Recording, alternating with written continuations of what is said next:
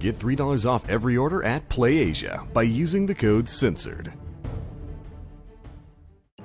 Hey everyone, and welcome to today's Sensor Gaming Recap. First things first, Australia has just assigned the new upcoming Senran Kagura game, Peach Beach Splash, with a rating, and as we've not heard from Xseed about any cuts having to be made, this means it should also be releasing in Australia uncensored. However, that isn't the reason why it's being discussed today. In fact, if you look at its rating description, you'll notice that it's been given a certain warning label that appears to have never been used before. This label being that the game contains demeaning sexualized behavior. Sensor Gaming has never noticed a game using this label before, and I've researched and asked others about this, and from the looks of it, this is a brand new warning that Australia has started giving games, and I thought that this would be something worth pointing out. Sticking with Australia though, they have also recently assigned the Nintendo Switch's Namco Museum with a PG rating, and this is also something that's pretty notable. You see, Namco Museum contains the classic game Splatterhouse, which is a title I'm sure quite a lot of you have heard about before. This is the original arcade version and not the PC Engine port, which had the violence and other elements toned down, most likely due to platform limitations. Now, Australia has given this a PG rating and has described it as only having mild violence. However, not only could this be seen as notable due to how controversial the game originally was, but back in 2007, Australia gave Splatterhouse an M rating and described it as having moderate horror violence. This M-rated version was released for the Wii's Virtual Console, and it was actually a port of the toned down PC Engine version, which I mentioned earlier and is shown on screen now.